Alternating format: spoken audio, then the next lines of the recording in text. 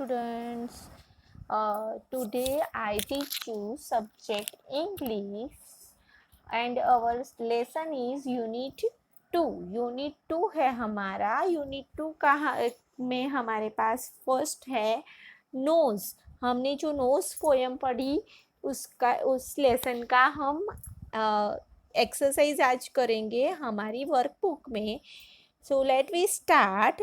First हमारे पास है यहाँ पे आंसर द क्वेश्चंस. तो हमें यहाँ पे क्वेश्चन के आंसर देने हैं. तो हमारे क्वेश्चन के आंसर्स यहाँ पे क्या है वो पढ़ते हैं. क्वेश्चन क्या है? Why does the poet feel that the nose is funny thing. यानी पोएट क्यों सोचते हैं कि नोज फनी थिंग यानी हंसने वाली चीज़ है. ऐसा क्यों सोचते हैं पोएट? तो उसका आंसर हम लिखते हैं. हमारा आंसर क्या है? The poet feels that nose is a funny thing because it is struck right out on the face and has two holes for breathing. यानी वो ऐसा बोलते हैं, पोएट ऐसा सोचते हैं कि स्ट्रक यानी हमारे फेस पे उभरा हुआ, यानी हमारे फेस पे सबसे ऊपर टोच बनी है ना, ऐसा है हमारा नाक और उसके अंदर 2 होल है वो ब्रेथ लेने के लिए. तो ये एक अजीब सी चीज़ है हमारे फेस के ऊपर. So second question is our second question is does the child in the poem like her nose? Why do you think so? तो यानी इस पोयम में बच्चों को अपनी नाक पसंद है. आप ऐसा क्यों सोचते हो? ये हमारा क्वेश्चन है. सो हमारा क्वेश्चन है, उसका आंसर ये है कि yes the children in the poem like her nose. बच्चों को उनकी नाक पसंद है पोयम में. क्यों? So she think it is the funniest thing because it sticks out on her face. यानी वो उनके ऊपर फेस के ऊपर जैसे स्टिक यानी चिपकी हुई है ऐसी दिखती है. Like a handle and has 2 holes for breathing. यानी वो एक हैंडल जैसी दिखती है. जैसे हैंडल हो ना, हमें किसी भी चीज़ का हैंडल होता है वैसी दिखती है, इसीलिए उनको उनकी नाक अच्छी लगती है. So this is our question answers of nose.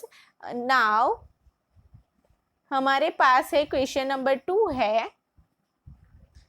Question number 2 है write the correct option ABCD in the box. हमारा क्वेश्चन 2 है, उसमें है हमें ABCD में से आंसर करेक्ट आंसर को टिक करके ब्लैंक में लिखना है. तो फर्स्ट है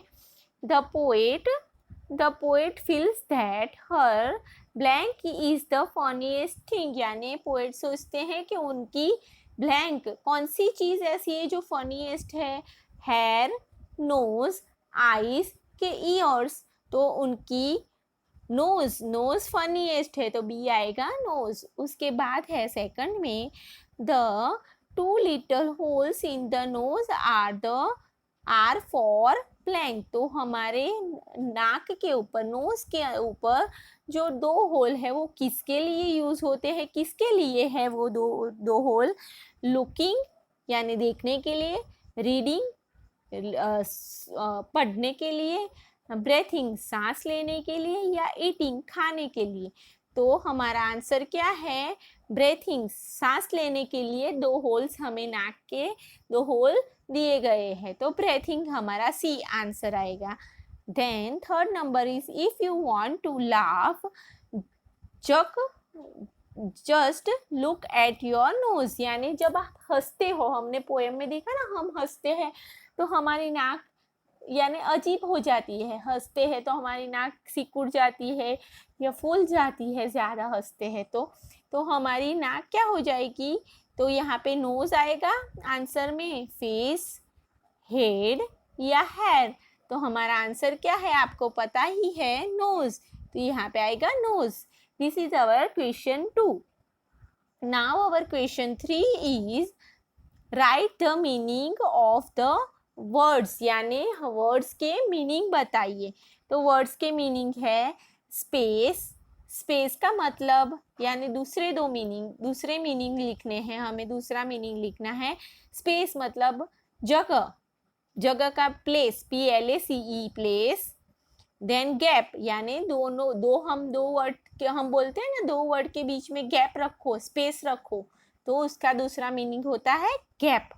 देन हाउ गिगल। गिगल हमने हमारी स्टोरी में पढ़ा, गिगल मतलब हंसना, लाफ, गिगल। तो गिगल का मतलब है LAUGH, लाफ। ये हमारे वर्ड के मीनिंग हो गए।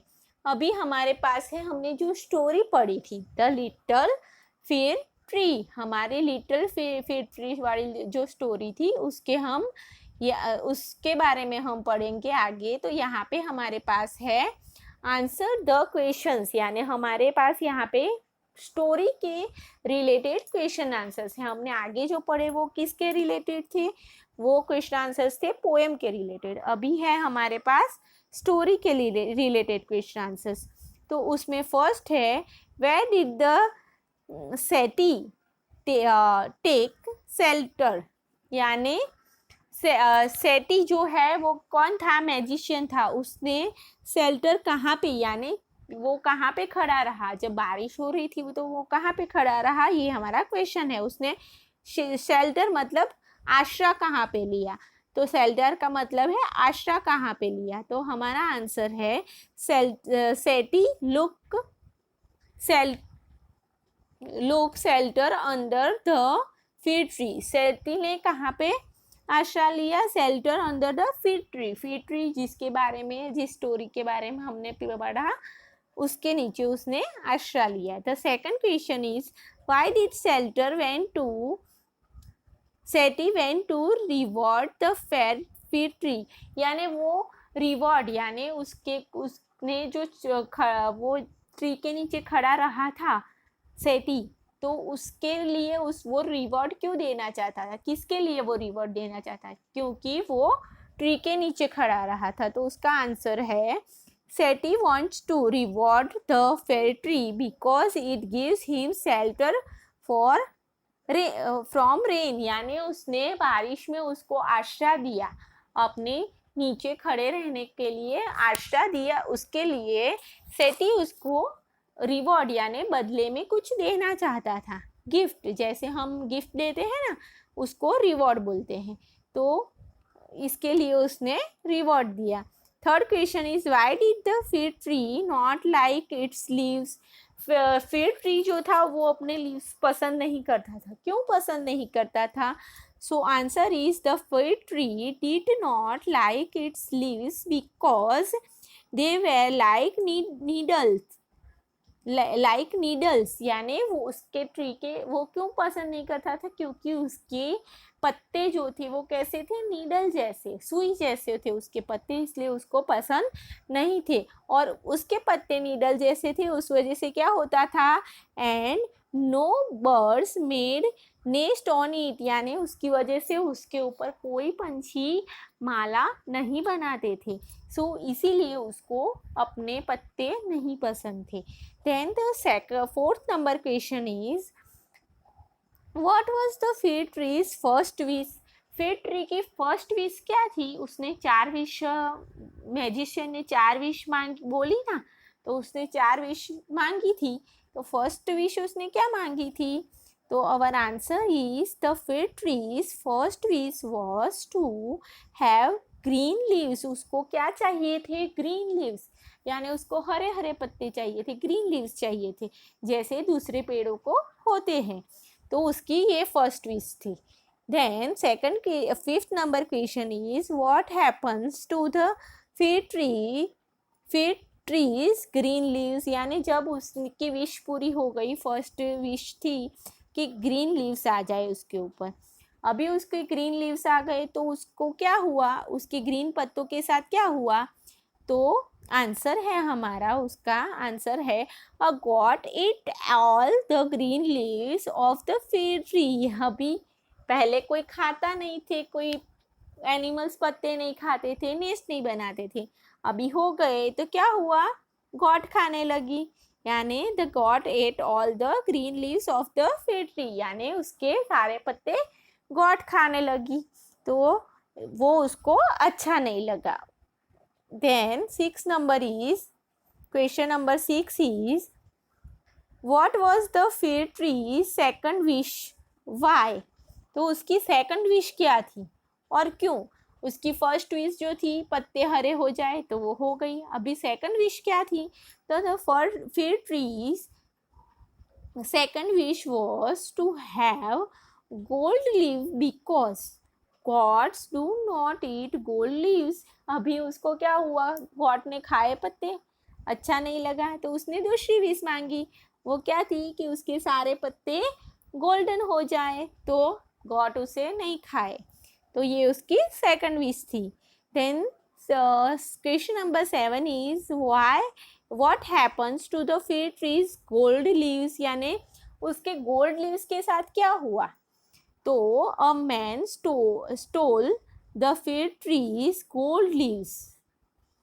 अभी उसके पत्ते गोल्डन हो गए तो लोग चुराने लगे, मैन स्टोल हिम, तो चुराने लगे, इसीलिए क्या हुआ कि पत्ते अब वो भी चोरी होने लगे। फिर अभी हमारा now our question number 8 is what was the fig tree's third wish? Why? उसकी तीसरी विश क्या थी? अभी उसके पत्ते गोल्डन चाहिए थे, गोल्डन हो गए, पर क्या हुआ, लोग चुराने लगे, अभी उसकी थर्ड विश क्या थी? The feed tree, answer is the fig tree's third wish was to have glass leaves because men do not steal glass leaves। अभी उसको क्या थे, सोने के पत्ते चुरा रहे हैं, तो अभी उसने सोचा ग्लास के लीव्स हो जाए, कांच के, तो लोग उसे चुराए नहीं, तो वो उसकी थर्ड विश थी। Then our question number 9 is what happens to the fig tree's glass leaf? Fig tree के ग्लास लीव के साथ क्या हुआ? अभी उसके ग्लास के लीव्स हो गए, गोल्डन से ग्लास हो गए, ग्लास के लीव्स, अभी उसके साथ क्या हुआ? तो the answer is the fig trees glass leaves broke because of the wind. हवा से, उसके जोर से हवा आई तो क्या हुआ, ग्लास के पत्ते यहाँ वहाँ झूलने लगे तो टूट गए, तो ग्लास के लिए टूट गए उसके, तो अभी वो भी विश पूरी नहीं हुई। अभी question number 10 why was the fig tree happy in the end? Fig tree के इतने 4 विश मांगने पर भी वो सैड था, फिर खुश लास्ट में वो हैप्पी क्यों हो गया, कैसे हो गया? तो the fig tree happy in the end because it got back it's needle like leaves, यानी नीडल लाइक लीव्स, यानी सुई जैसे उसके पत्ते उसको वापस आ गए, इसलिए वो लास्ट में क्या हो गया, खुश हो गया। तो ये थे हमारे question answers. Now our next question हमारा क्या है? Write the correct option ABCD in the box, यानी हमें सामने जो बॉक्स दिए हैं उसमें हमें हमारा करेक्ट आंसर सिलेक्ट करके लिखना है। तो फर्स्ट क्वेश्चन है हमारा, सेटी वॉज अ, क्या था सेटी, कौन था? फार्मर, किंग, वुड कटर या फिर मैजिशियन? तो वो कौन था? मैजिशियन था, तो हमारा आंसर आएगा डी, मैजिशियन। उसके बाद है क्वेश्चन नंबर 2 है Setty look shelter under a, तो उसने कहाँ पे शेल्टर यानी आश्रय कहाँ पे लिया? Banyan tree, mango tree, fig tree या नीम ट्री? तो उसने आश्रय लिया फिग ट्री के ऊपर, तो सी है आंसर, फिर ट्री, तो यहाँ पे सी आएगा। उसके बाद है D 3 number, sorry, Setty granted blank wish to फिर ट्री। तो सेटी ने फिर ट्री को क्या दिया, विश क्या दिया, कितने विश टू ग्रांट कितने विश की दी, 1 2 3 4 कितने, तो हमारे पास यहाँ पे है 5 4 3 के 2। तो हमारा आंसर क्या है यहाँ पे, बी 4। तो यहाँ पे हम लिखेंगे बी। उसके बाद है हमारा लास्ट क्वेश्चन, लास्ट 4 नंबर में है, नॉट लास्ट बट 4 नंबर में है, the fig tree did not like its leaves because they are blank. उसके पत्ते कैसे थे, तो of gold, like glass, green या लाइक नीडल। उसके पत्ते पहले, सबसे पहले कैसे पत्ते थे उसके, तो डी लाइक नीडल, तो यहाँ पे आएगा डी। देन 5 नंबर में हमारे पास है, 5 नंबर है, the fig tree's first wish to have blank leaves. तो उसको की फर्स्ट विश क्या थी, गोल्ड, कैसे पत्ते हो जाए गोल्ड के, ग्लास, ग्रीन की नीडल। तो उसकी विश थी वो था ग्रीन लीव्स, तो ग्रीन, सी ग्रीन आएगा, सी। उसके बाद है 6 number, what happens to the fig tree's green leaves. उसके ग्रीन लीव्स के साथ क्या हुआ, तो आंसर में है दे ड्राइड अप, वो सूख गए। B a man stole them, चुरा के ले गए। सी विंड ब्रोक देम, हवा से टूट गए। या D a goat ate them, तो आंसर आएगा D a goat ate them. उसके बाद है 7 नंबर में है, the fig tree's second wish was to have blank leaf. उसकी सेकंड विश क्या थी, गोल्ड, ग्रीन, ग्लास की नीडल लाइक। तो उसकी सेकंड विश में कैसे पत्ते चाहिए थे उसको, तो उसको चाहिए थे गोल्ड, ए आएगा गोल्ड लीव्स चाहिए थे उसको। उसके बाद है 8 नंबर है, what happen to the fig tree's gold leaves. उसके गोल्ड के लीव्स के साथ क्या हुआ, और गॉड एट देम, गॉड ने खाए। और मैन स्टोलन देम, चुरा के ले गए। द विंड ब्रोकन देम, हवा से टूट गए। या दे फेल डाउन, या वो गिर गए। तो हमारा आंसर आएगा B, a man stole them, तो यहाँ पे बी लिखेंगे। Next our 9 number is the fig tree's third wish to have blank leaves। उसकी थर्ड विश क्या थी, उसको कैसे पत्ते चाहिए थे, तो थर्ड विश में है उसके गोल्ड, ग्रीन, ग्लास के नीडल कैसे चाहिए थे उसको, तो उसको चाहिए थे ग्लास के लीव्स, तो सी आएगा ग्लास। उसके बाद है हमारे पास 10 नंबर में है, what happens to the fig trees glass leave. उसके ग्लास के लीव के साथ क्या हुआ, a man stole them, the wind broken them, a man broke them, और a got ate them, या got उसको खा गई। क्या हुआ, तो ग्लास के लीव्स के साथ क्या हुआ, the wind broke them, wind से, हवा से वो टूट गए। तो बी आएगा हमारा आंसर। देन 11 नंबर में है, the fig tree was happy in the end because it got back it's. कैसे पत्ते उसको वापस आ गए, तो आंसर में आएगा नीडल लाइक है leaves, gold leaves, glass leaves के ग्रीन लीव्स। तो उसको कैसे पत्ते वापस आ गए, और नीडल लाइक लीव्स, तो ए आएगा नीडल लाइक लीव्स। फिर हमारे पास थर्ड नंबर में है, write the meaning of the word, यानी यहाँ पे हमें वर्ड दिए हैं, उसका दूसरा मीनिंग हमें लिखना है। फर्स्ट है प्रीति, प्रीति मतलब उसका दूसरा मीनिंग है लवली। LOVELY, lovely. फिर है रिवॉर्ड, रिवॉर्ड यानी बदला, बदले में कुछ देना। तो हम क्या देते हैं बदले में, गिफ्ट या प्राइज, तो गिफ्ट आएगा या प्राइज आएगा। फिर है 3 नंबर में ग्रांट, GRANT, ग्रांट। तो ग्रांट मतलब हम, उसने, मैजिशियन ने क्या किया, 4 विश ग्रांटेड, यानी 4 विश दी उसको, ग्रांट की। तो ग्रांट का दूसरा मीनिंग आएगा गिव, देना। उसको 4 विश ग्रांट की तो give, GIVE, give.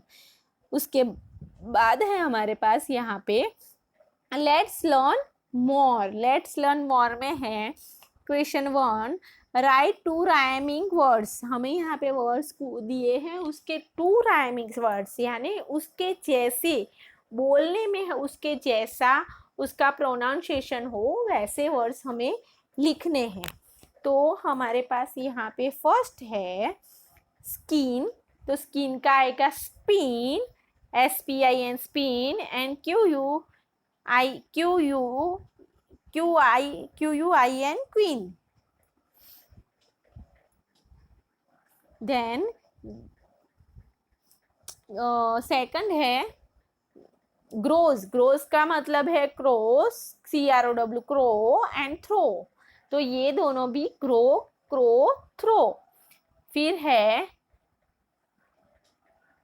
Greaves, grieves का मतलब leaves, LEAVES, leaves, and WAVES, weaves. उसके बाद है 4 नंबर में charm, CHARM, charm, ARM, arm, FARM, farm.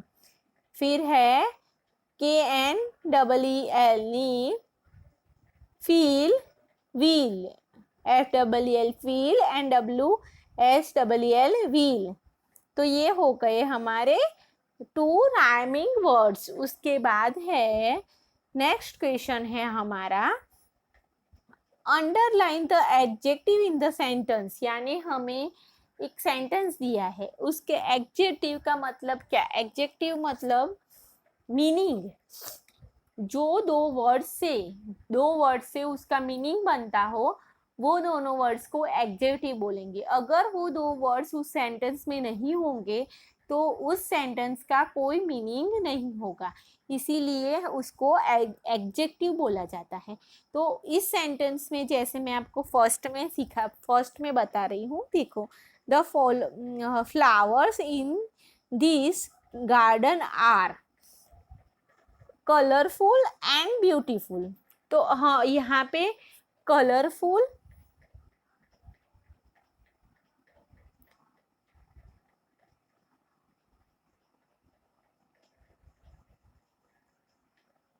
Colourful and beautiful, ये दोनों वर्ड्स यहाँ पे हमारे पास, अगर हम ये इतना पोर्शन हमारे पास नहीं है, तो the flowers in the garden, उसका कोई मतलब है, फ्लावर में गार्डन है, गार्डन में फ्लावर है, फ्लावर इन दिस गार्डन, इस गार्डन में फ्लावर है, बस, उसका कोई मीनिंग होता है नहीं। तो इसीलिए इस सेंटेंस में मीनिंग किस वर्ड से है, कलरफुल यानी कलर कलर कलर के, और ब्यूटीफुल यानी सुंदर और कलरफुल फ्लावर है। तो ये एक मीनिंग बनता है इन दोनों वर्ड से। तो हमारे पास सेकंड है this wooden table is very costly. तो क्या है, वुडन टेबल यानी किसका टेबल, टेबल तो है पर किसका, वुडन का, इसलिए उसका मीनिंग है वुडन, वुडन से है।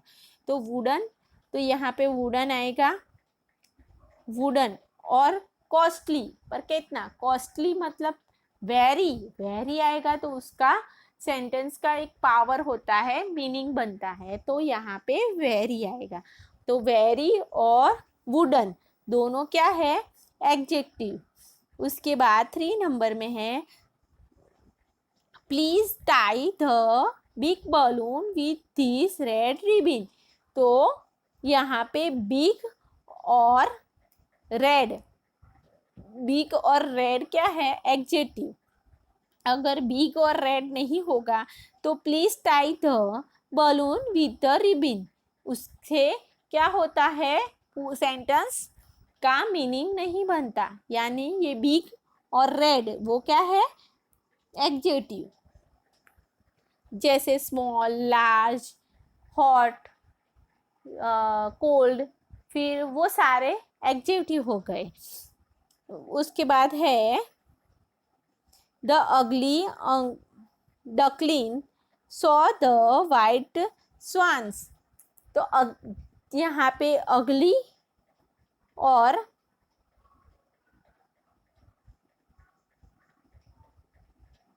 यहाँ पे अगली और वाइट ये क्या हो गया, एडजेक्टिव हो गए।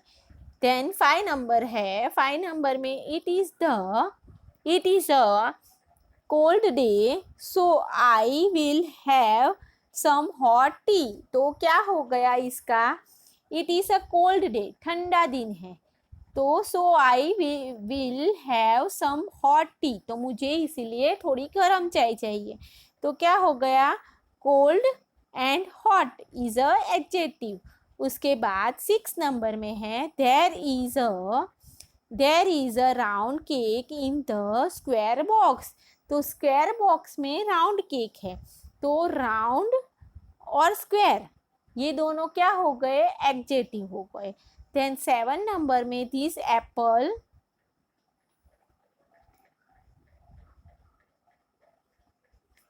Apple are sweet and fresh. यानी ये एप्पल स्वीट और फ्रेश है, तो क्या आगे हो गया, स्वीट और फ्रेश से मीनिंग बनता है, so sweet and fresh is adjective. उसके बाद 8 नंबर में है do you have some new and interesting story book. क्या आपके पास न्यू और इंटरेस्टिंग स्टोरी बुक है, तो क्या हो गया, न्यू एंड इंटरेस्टिंग ये दोनों एडजेक्टिव हो गए। अगर ये दोनों वर्ड नहीं होंगे तो क्या होगा, सेंटेंस मीनिंगफुल और नहीं बनेगा। सो ये हमारा क्वेश्चन हो गया, adjective sentence, underline the adjective in the sentence. उसके बाद हमारे पास है, क्या है हमारे पास, रीराइट द सेंटेंस।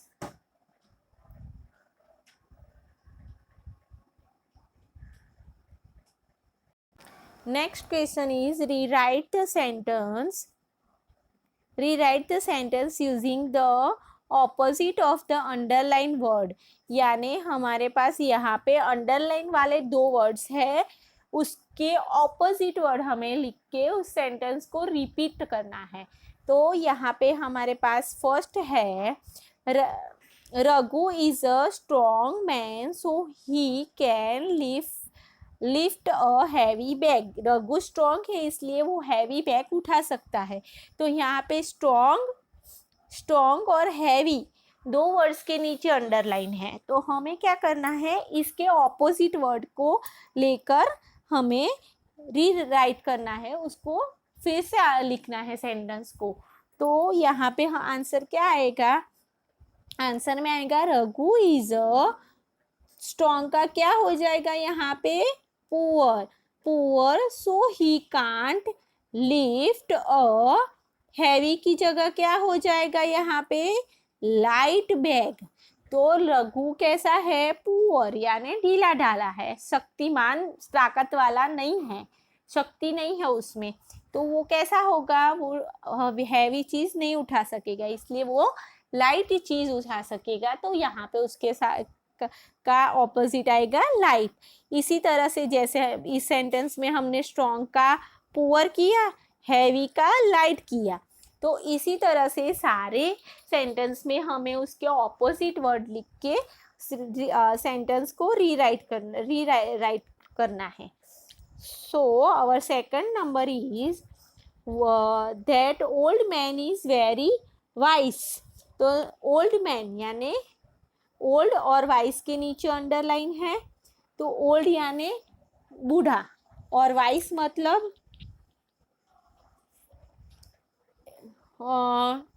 होशियार। तो क्या आएगा, तो उसका क्या आएगा, द यंग मैन, ओल्ड की जगह young man is very stupid, foolish, या फिर स्टूपिड या फुलिश हम यूज कर सकते हैं। वाइस की जगह फुलिश, स्टूपिड यानी थोड़ा फुलिश जैसा है, स्टूपिड जैसा है, बेवकूफ जैसा है उसका मीनिंग। Then the third number is the king, the kind king punish the rich man. दो जो काइंड मतलब सच्चा, सच्चा और जो अपने काम में एकदम पक्का हो, उसने क्या किया है, रिच मैन। तो यहाँ पे काइंड और रिच के नीचे अंडरलाइन है, तो हमें उन दोनों के ऑपोजिट लिखने हैं। तो यहाँ पे आएगा द अनकाइंड, आंसर में आएगा काइंड का अनकाइंड हो जाएगा। The unkind king punish the poor man, तो रिच का क्या हो जाएगा, यहाँ पे पुअर हो जाएगा। तो अनकाइंड मैन ने क्या किया, रिच की जगह किंग ने क्या किया, पुअर हो जाएगा। The unkind king punish the poor man. Then 4 number में है हमारे पास Gaurav is a polite and popular boy. Gaurav कैसा है, पोलाइट और पॉपुलर। तो पोलाइट और पॉपुलर के नीचे अंडरलाइन है, तो हमें पोलाइट और पॉपुलर का ऑपोजिट लिखना है। तो यहाँ पे आंसर में आएगा गौरव इज अ रूड, पोलाइट शांत है, और रूड, रूड का मतलब थोड़ा कुछ भी बोल देता है, रूड है बोलने में, तो यहाँ पे रूड आएगा। एंड अनपॉपुलर, पॉपुलर का अनपॉपुलर बॉय, तो ये हमारा सेंटेंस बना Gaurav is a rude and unpopular boy. Popular यानी सब में सबको सब चाहते हैं उसको, अच्छा लगता है सबको, और अनपॉपुलर यानी वो किसी को अच्छा नहीं लगता क्योंकि वो कैसा है, रूड है। तो 5 नंबर में है if it is a safe to drink pure water. हमें तो यहाँ पे अंडरलाइन कहाँ पे है, सेफ और प्योर। सेफ यानी अच्छा, जो सेफ है हमारे लिए, अच्छा है पानी ऐसा, और प्योर, प्योर मतलब शुद्ध पानी पीना चाहिए। तो उसका हम क्या करेंगे, इट इज अ अनसेफ, यहाँ पे अनसेफ हो जाएगा। टू ड्रिंक इम्प्योर, प्योर का इम्प्योर वाटर, तो हमारा सेंटेंस बन गया it is unsafe to drink unpure water. उसके बाद है 6 नंबर में है हमारा grandfather told us a story but true story, told us a short but true story. Grandfather ने हमें स्टोरी बोली पर वो कैसी थी, ट्रू और ट्रू थी, शॉर्ट थी, छोटी थी, पर ट्रू थी। तो यहाँ पे शॉर्ट और ट्रू का हमें ऑपोजिट करना है, तो क्या हो जाएगा opposite, grandfather told us a long but false story. तो शॉर्ट का लॉन्ग और ट्रू का फॉल्स, यानी झूठी स्टोरी बोली, लंबी थी पर झूठी थी, यानी सच्ची कहानी नहीं थी, बनाई हुई थी। उसके बाद है 1 नंबर में the farmer drove his old tractor on the rough road, यानी फार्मर क्या, ड्राव यानी चलाना, तो हिज ट्रैक्टर, ओल्ड ट्रैक्टर यानी पुराना ट्रैक्टर, ओल्ड और रफ रोड, रफ रोड पे चलाया, तो अभी उसका हमें ऑपोजिट लिखना है। तो ऑपोजिट क्या आएगा, the farmer drove his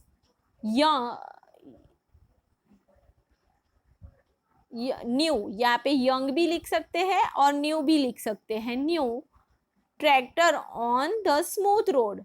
old है, यहाँ पे हम न्यू भी आएगा, और यंग नया, तो यहाँ पे हम न्यू भी लिख सकते हैं और यंग भी लिख सकते हैं। तो यहाँ पे आप यहाँ यंग भी के साथ न्यू भी यूज कर सकते हो, तो न्यू भी आएगा।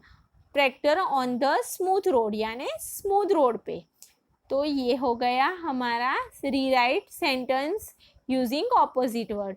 उसके बाद है हमारे पास यहाँ पे क्वेश्चन नंबर, आगे का क्वेश्चन है क्वेश्चन नंबर 4। तो right the opposite using the prefix on un on और in in, यानी हमें प्रीफिक्स है un on और in in प्रीफिक्स है हमारे, उसको यूज करके हमें लिखने हैं, ऑपोजिट्स लिखने हैं। ऑन और इन लिखेंगे तो उसका ऑपोजिट बन जाएगा। तो कहाँ पे un on आएगा और कहाँ पे in in यूज होगा वो हमें im im होगा, वो हमें वर्ड्स के हिसाब से देखना है कि किस में कौन सा आगे कौन सा लगेगा। तो फर्स्ट है COMM कॉमन, तो कॉमन होगा तो उसका क्या आएगा, अनकॉमन बनेगा, UN on COMM common. Then the second is patient, PATIENT patient, patient का क्या बनेगा, impatient, IM PATIENT patient. Then third number is necessary, NECESSARY necessary, तो क्या आएगा, unnecessary, UN on NECESSARY necessary. Four number में है proper, PROPER proper, तो क्या बनेगा, improper, IM PROPER proper. Then है 5 नंबर में पॉसिबल, POSSIBLE पॉसिबल, तो उसका बनेगा इम्पॉसिबल। देन 6 नंबर में है एबल, ABLE एबल, तो उसके बाद आएगा unable, UN on ABLE able. Then 7 number में है PERFECT परफेक्ट, तो उसका आएगा imperfect, IM PERFECT perfect. 8 number में है PLEASANT प्लेजेंट, तो उसका आएगा इम्प्लेजेंट। तो ये हो गए हमारे opposite using IN in, UN on and IM IM। IM के साथ हमने जो ऑपोजिट बनाए वो। So write in your workbook and learn it. Thank you.